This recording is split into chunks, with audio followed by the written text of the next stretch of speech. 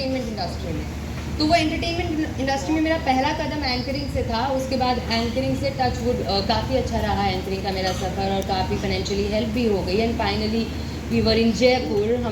हम गाँव नहीं गए, वो प्लान ड्रॉप हो गया था। तो जो मैं चाहती थी वो हो ही गया। देन भाई बहनों, मेरी बड़ी बहन भी पढ़ रही थी, मेरे छोटे भाई बहन भी पढ़ रहे थे। So everybody was studying. उनकी फाइनेंशियली, पापा को बेसिकली फाइनेंशियली हेल्प हो गई थी।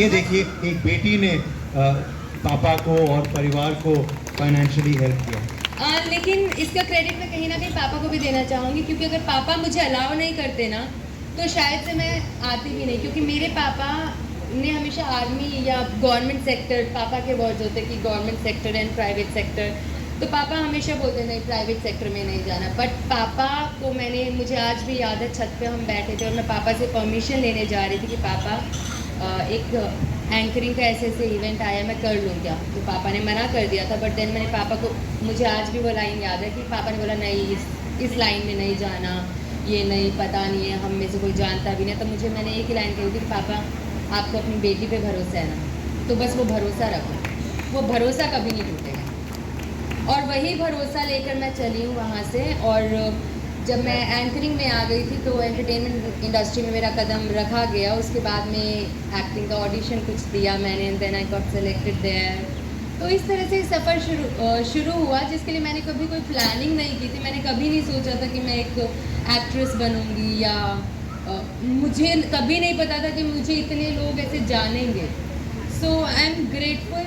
मैं बहुत ही खुशनसीब मानती हूँ कि मेरे मम्मी पापा या मेरी फैमिली सबका मुझे इतना सपोर्ट मिला। एंड प्लस इतना अच्छा उन्होंने परवरिश दिया कि जो बिग बॉस में भी आपने कहा कि मैं आवाज़ उठाती हूँ, क्योंकि मुझे लगता है कि आपको आवाज़ उठा लेनी चाहिए, कुछ गलत हो रहा है। तो आई थिंक यही कुछ नक्शे कदम पर मैं चलती आ रही हूँ और इसी रास्ते पर मैं हूँ।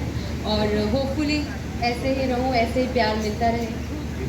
टीवी में शुरुआत आपने की, टेलीविज़न की दुनिया में, तो वो पहला ब्रेक मिलना कितना मुश्किल था? अच्छा, उसकी भी एक स्टोरी है।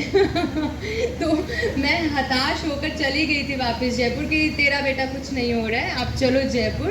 क्योंकि एक्टिंग में कुछ मिल रहा था, बट थोड़ा बहुत ऐसे छोटा मोटा कैरेक्टर मिल गया, वो सब मैं प्ले कर रही थी। But I was not happy कि मुझे वो चीज़ क्यों नहीं मिल रही है जो मुझे चाहिए। But then again as I told you कि मैं वर्स्ट और बेस्ट साइड दोनों के लिए प्रिपेयर रहती हूँ। तो आई वाज लाइक शायद नहीं, this is not your thing, शायद तुम नहीं है इतनी अच्छी actress, so let's go back to Jaipur, let's start a new journey. I was thinking कि मैं मेकअप शुरू करती हूँ, क्योंकि मैं मेकअप अच्छा कर लेती हूँ। तो आई शिफ्टेड टू जयपुर। उसके 1 महीने बाद ही मुझे उडारियाँ का कॉल आया था for audition. I gave the audition and I cracked it, and I was like वो मेरी लाइफ का टर्निंग पॉइंट था।